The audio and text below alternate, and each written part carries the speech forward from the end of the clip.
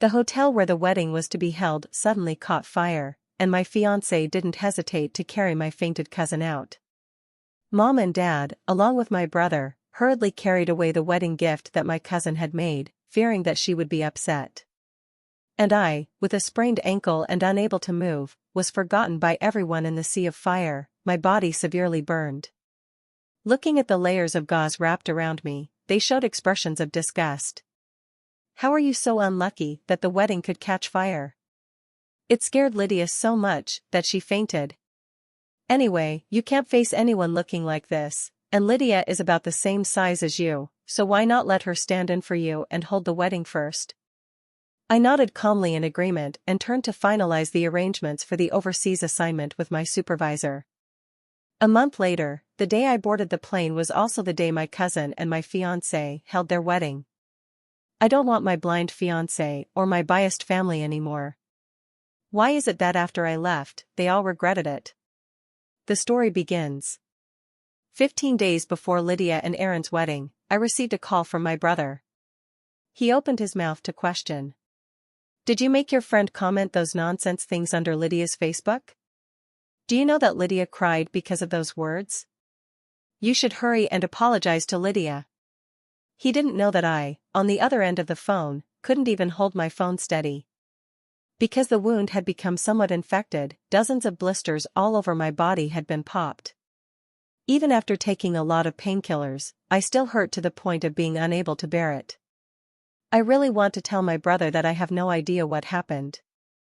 It hurts so much, as if there are thousands of ants gnawing at my body. But the call has already been hung up. Just now, the wound really hurt too much, making me almost forget that the brother I have now is no longer the one who used to hold me and say he would protect me for a lifetime. He called, not a word of concern for me. He just wanted to vent for Lydia, who he holds dear. I sighed, suppressing the pain as I opened Lydia's Facebook. The latest one is a photo taken by the photographer of her and Aaron from behind. She is wearing a gorgeous wedding dress, while Aaron is in a suit, and the two are holding hands, looking like a perfect couple. The caption reads, "Took a wedding dress photo for my sister, do you all think it looks good?" In the front row below, there are comments from my parents and brother. So beautiful, a perfect match of talent and beauty. Of course, our Lydia is the most beautiful little princess. It's so great that there are no eyesores, you and Yanan are truly the best match. I looked at these comments, feeling no waves in my heart. I had long since gotten used to it. After all, in the eyes of my family, I, the legitimate girlfriend who has been with Aaron for 7 years, am just an interloper between him and Lydia, the sinner who prevents them from being together. I scrolled down a bit and saw a few friends' messages. They were standing up for me. You and your brother-in-law look really good together, why not just get the marriage certificate? I opened Facebook and saw some bad stuff, I'm really fed up. Strangely, seeing these messages, I actually feel like crying. My heart, which has been numb for a long time, seems to have been struck by something, stirring up a fine, aching pain. I lifted my head and stared at the ceiling for a while, before managing to hold back my tears. One by one, I opened the chat windows of my friends and thanked them before I clicked on the family group that I had pinned. They were enthusiastically discussing the arrangements for the wedding. I chuckled at myself. The wedding that was destroyed by the fire was something I had arranged all by myself from start to finish.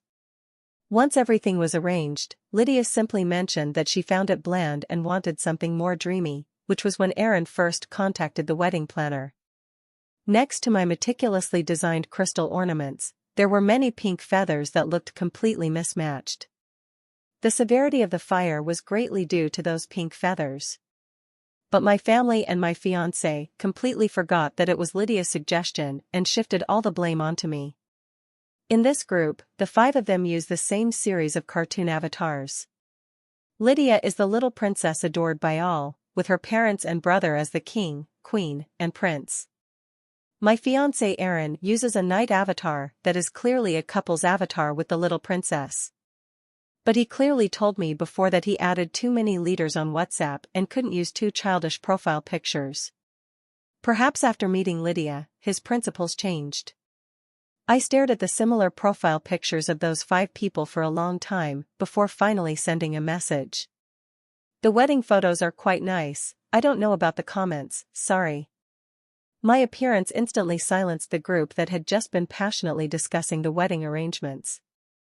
A few minutes later, Lydia appeared and pretended to say, "It's okay, cousin, I don't blame you." The group chat that had just fallen silent suddenly became lively. "Dad, Lydia is still the sensible one." "Serena, you should learn from Lydia." "Mom, that's right, as a cousin, you can't compare to Lydia at all. You should reflect on yourself." My brother followed up with a sneer, "Just apologize properly, why pretend to be unaware?" I think some people are just rotten to the core.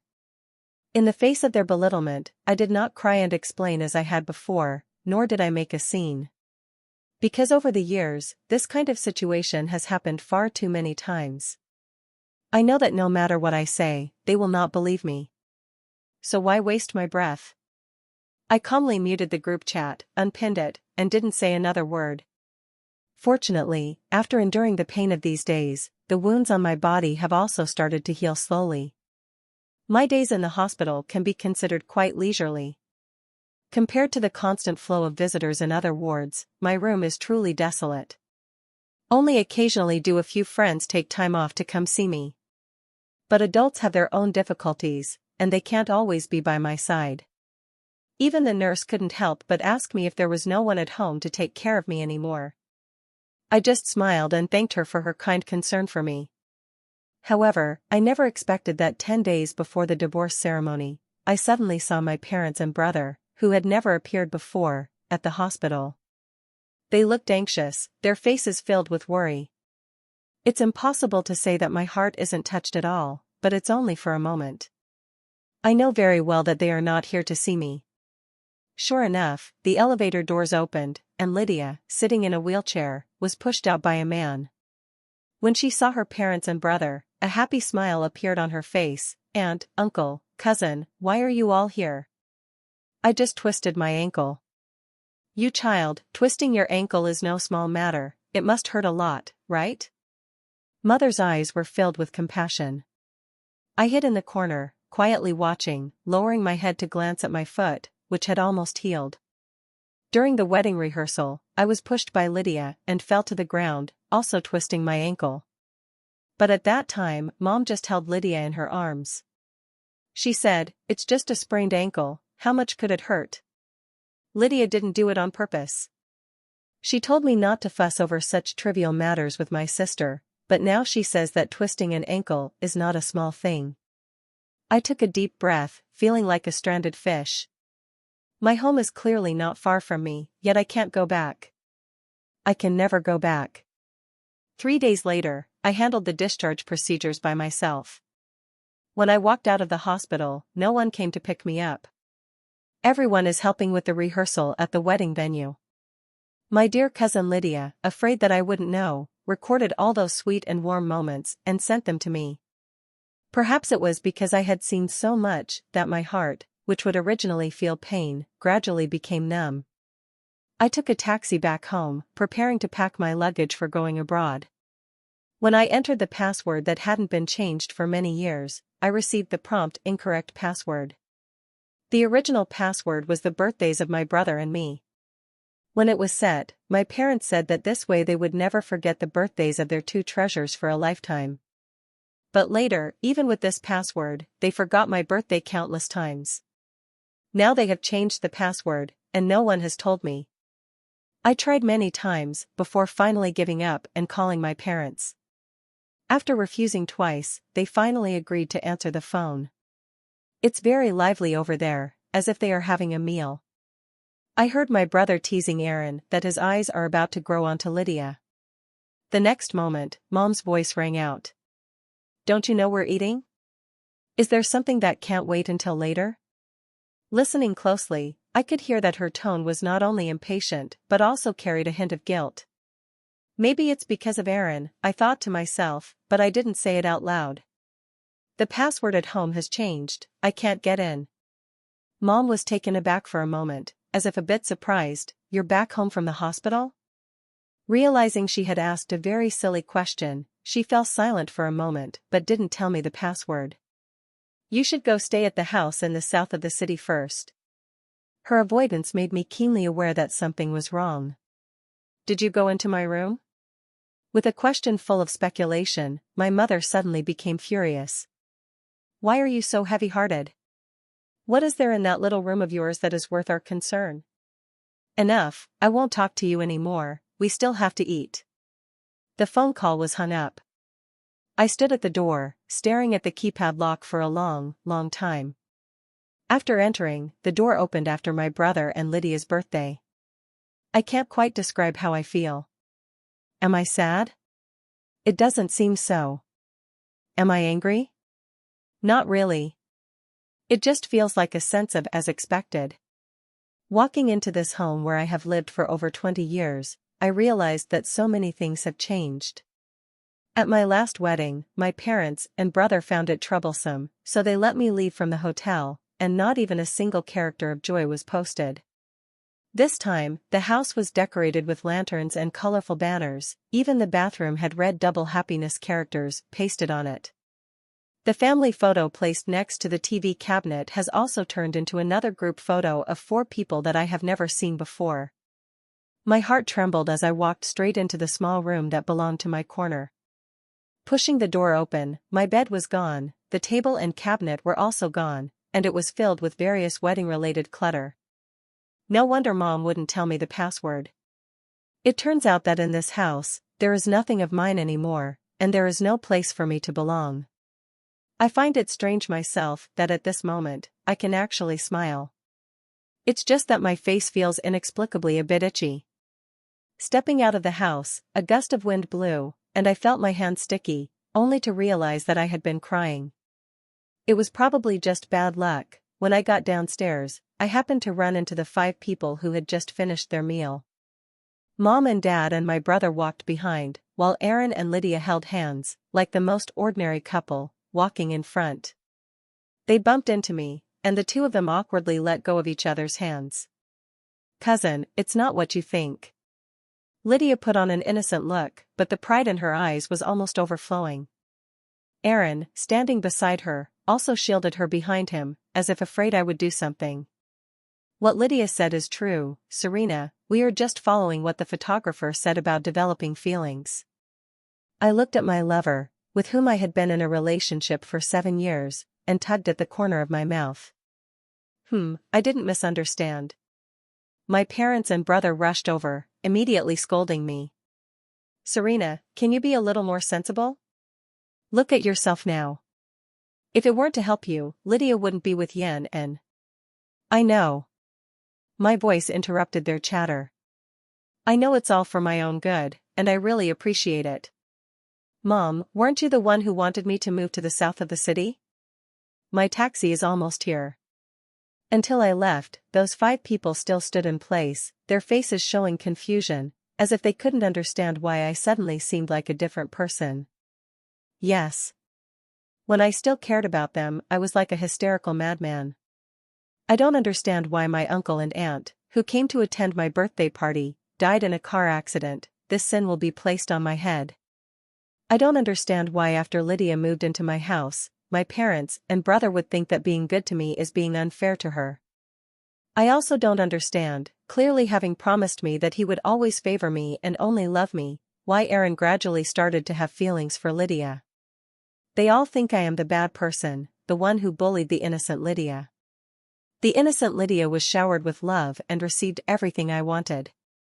Yet, I have nothing left.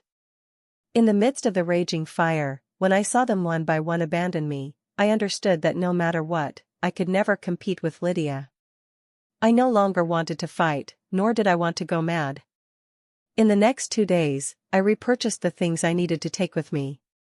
Skincare products, clothes, and even the suitcase were all brand new ones I bought at the mall. I began to look forward to the new life that would begin after leaving this land. Just before going to bed at night, the door was knocked on. It was Aaron and 3 people from the family who came to find me. I saw them and felt a bit impatient. "What are you here for?" Hearing my indifferent tone, they were slightly taken aback, and then Aaron spoke up to clarify the matter. Serena, Lydia said that this wedding is just a substitute for you, and she hopes you can be there tomorrow. Forget it, with my appearance, there's no need to go. I originally thought that I would shamelessly participate, but Aaron and his family were taken aback again. They then took a closer look at my appearance. The several wounds on my face bore a light red color that was different from the other fair skin, and my fingers resting on the doorknob were also covered in rugged scars. Once, I would cry and whimper at even a small injury, but at this moment, I wear a calm expression, as if these gruesome wounds had not appeared on my body at all. Serena, are you still in pain? Mom asked this question for the first time. I raised an eyebrow and said, I don't feel anything anymore. A light, airy statement that silenced everything they wanted to say. Aaron's eyes seemed to hold a bit more pity. My parents' eyes were fixed on my scar, and my brother, who always picks on me, also lowered his head, lost in thought. The phone ringing broke the somewhat awkward silence, and Lydia's cheerful voice rang out. You really have to persuade my sister to come.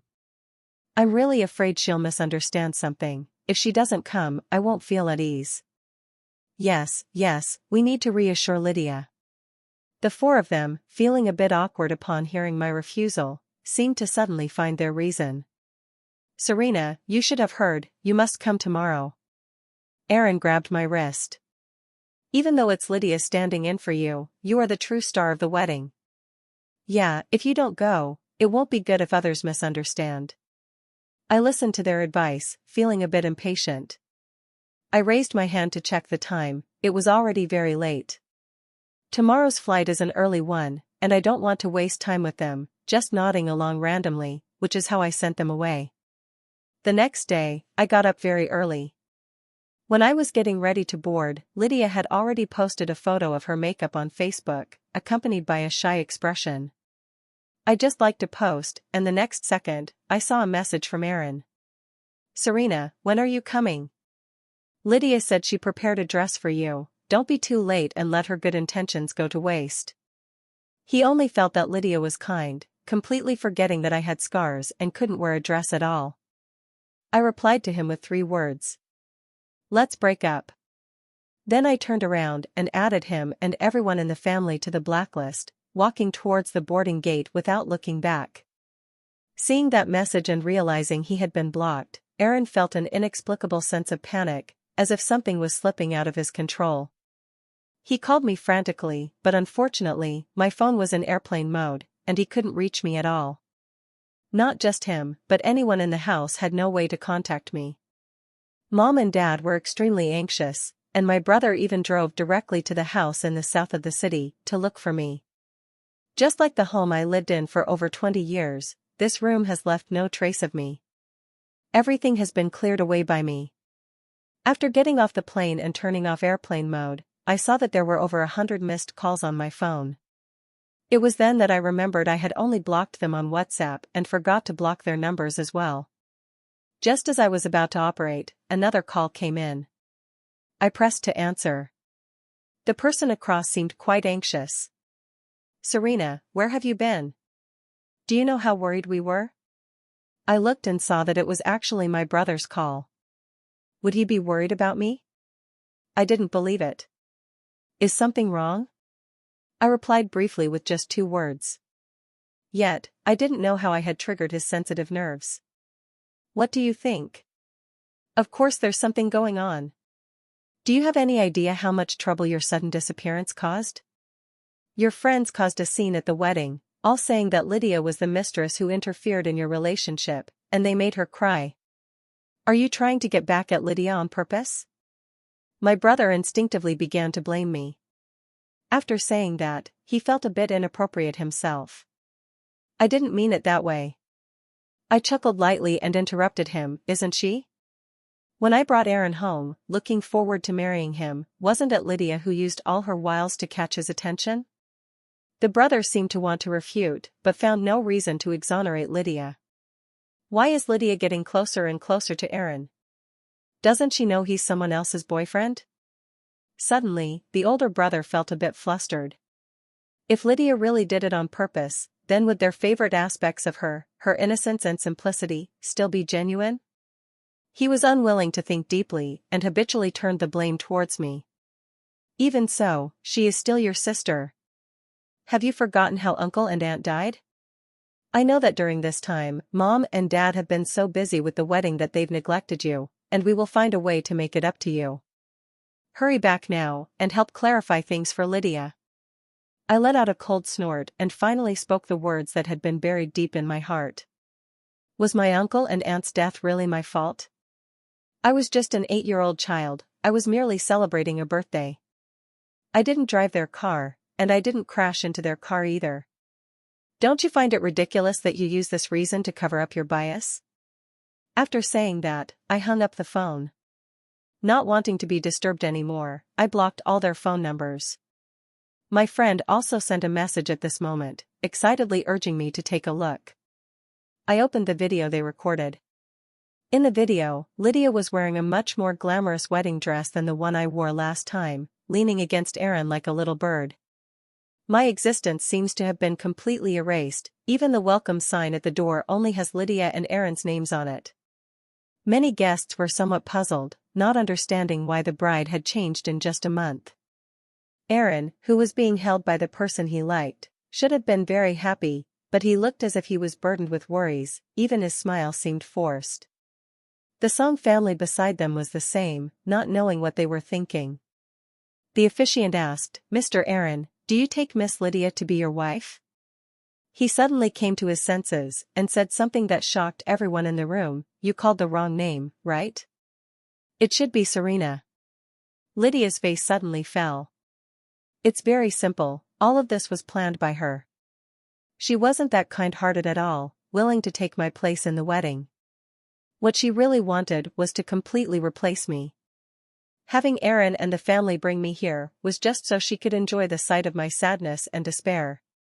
At this moment, Aaron did not know why he had gone mad, her well-laid plans had also come to nothing. A friend's unrestrained laughter rang out. Wow, Aaron actually figured out this scheming woman's intentions? After she had laughed enough, she brought my group of friends and scolded the few people standing on the stage until they were drenched in humiliation. Serena's burns are so severe, yet you people only think about having that cheap woman replace her for the wedding.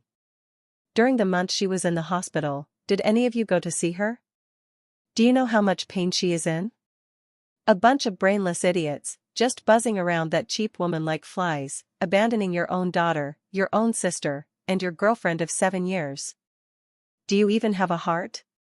She turned the camera again and directed it at Lydia, who was hiding behind the crowd. And you, do you feel proud of stealing your cousin's things? Let me tell you, anything you can steal isn't worth having. Keep this trash for yourself.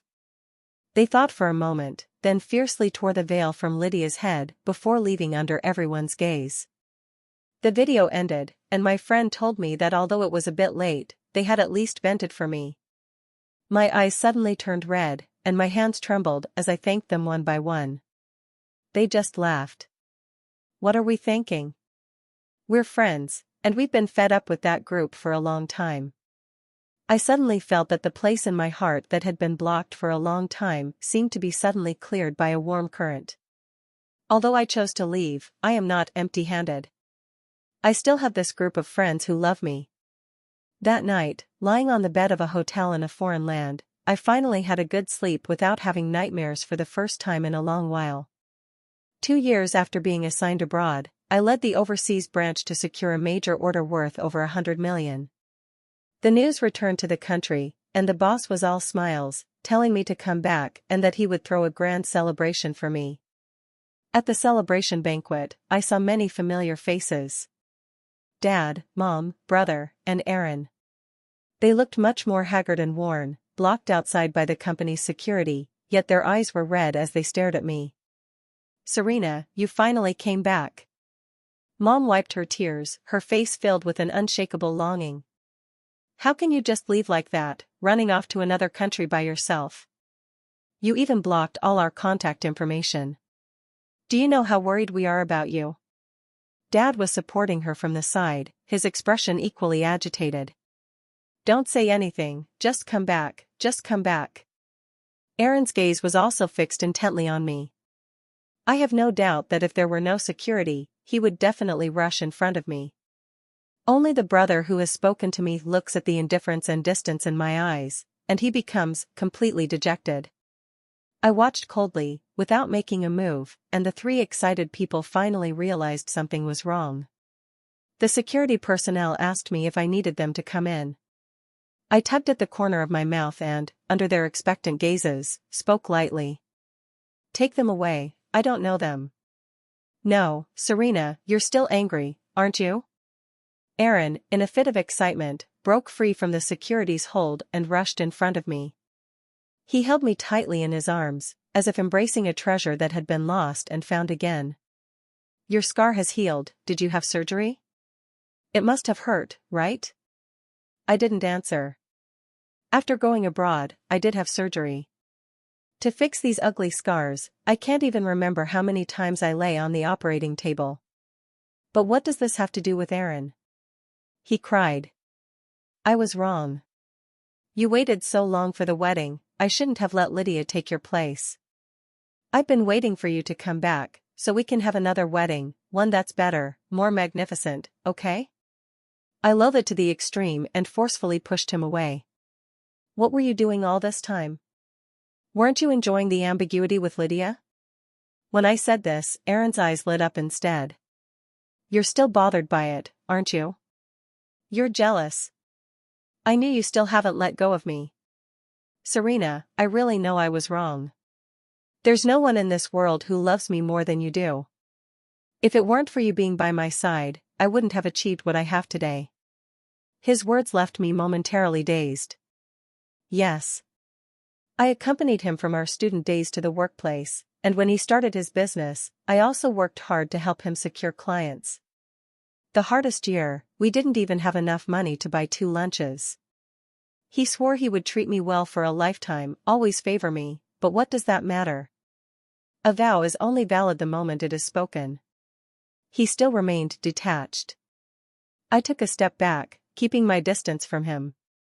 You're overthinking it, Aaron, I don't love you anymore. Aaron's eyes suddenly turned red. You don't love me anymore? How is that possible?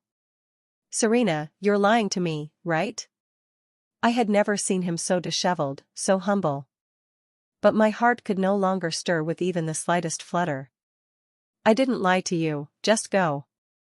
Aaron wanted to say something else, but he was directly dragged away by security. Seeing how indifferent I was towards Aaron, the family over there didn't dare to come closer. They watched me from a distance as I walked into the banquet hall. And I didn't look back even once. This time, it feels like something is truly different.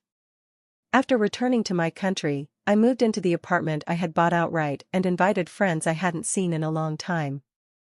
We talked about our experiences over the years, sharing each other's thoughts and feelings.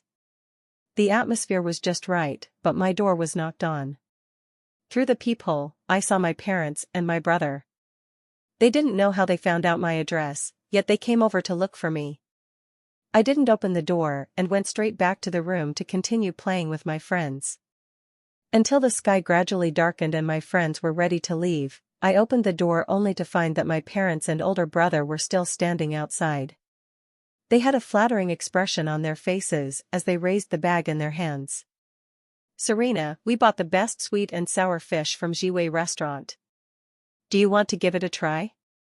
I raised an eyebrow and gently lifted my hand when my mom eagerly handed over the bag. That entire bag fell directly into the trash can at the door.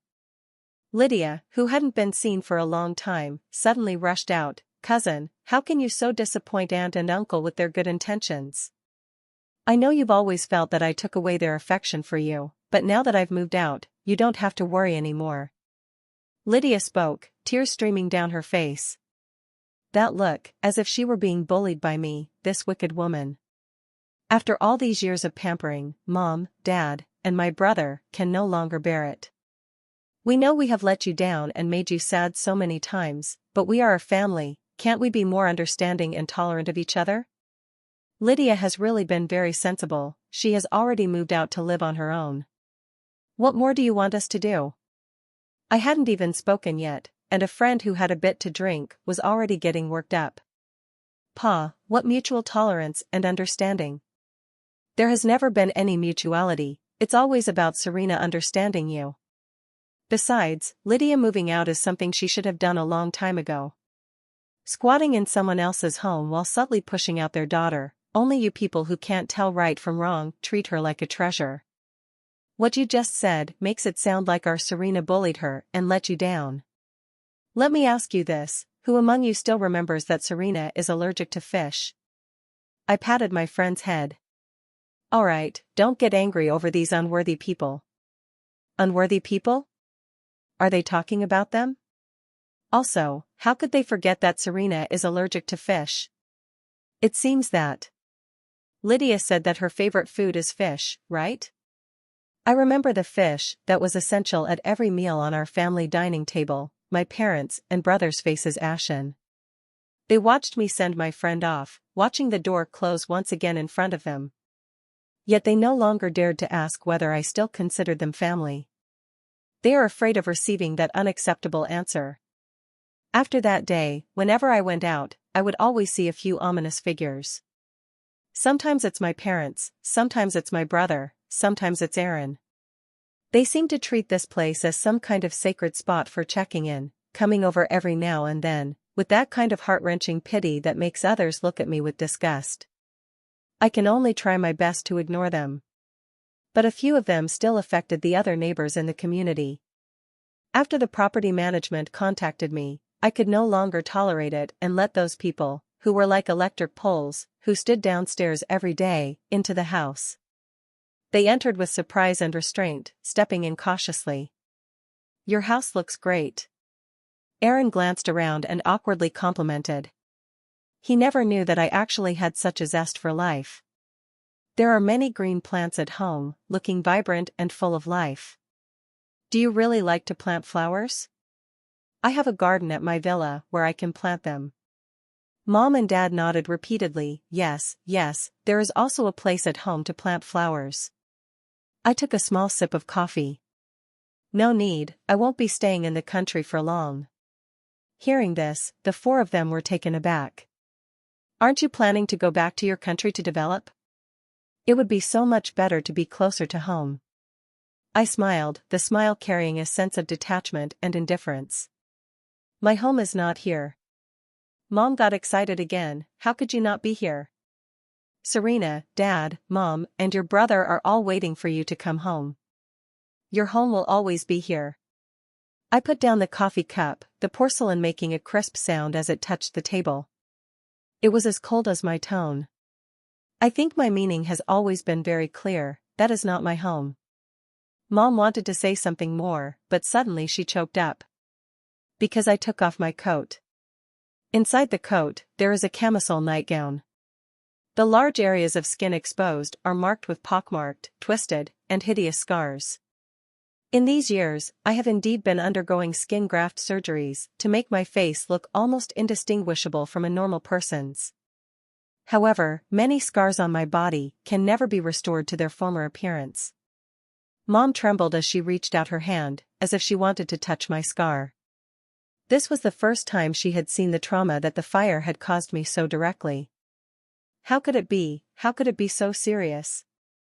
It has always been very serious. I almost died in the fire, yet you all think I only have superficial injuries, only feeling that the scar on my face is ugly. I remember when I had surgery, the hospital contacted them, but they scolded me for being pretentious, and there was no trace of color left in my parents' and brother's faces. But I didn't give them a chance to ease the situation. Do you remember the password that was changed? I actually figured it out. I went into that room of mine. It was quite nice. You had already made your choice long ago, so why force me to turn back now?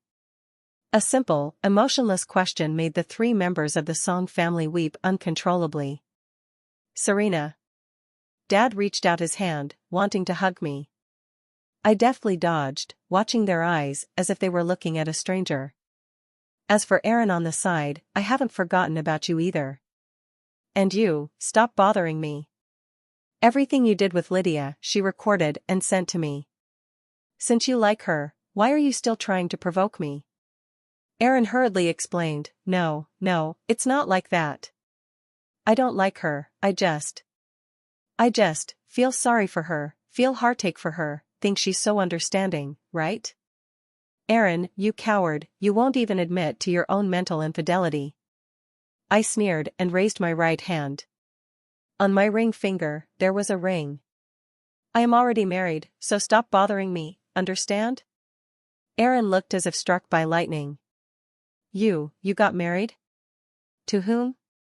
He wanted to ask me, but as he stepped forward, a tall man grabbed him by the collar. Serena, who are they? The man with blonde hair, blue eyes, and a height of 1.90 m asked in confusion. I rushed over and hugged him, my face full of surprise. What are you doing here? He smiled shyly and said, Mom made the cookies you love, and she asked me to bring them to you. She said she was worried that if you came back too late, the cookies wouldn't taste good. You still haven't told me, who are they? Are they going to hurt you? I didn't spare a glance for those people, just scoffed and said, They're just irrelevant, just drive them away. Come and take a look at the flowers you gave me. I've taken pretty good care of them, haven't I? When you leave, take them all home with you.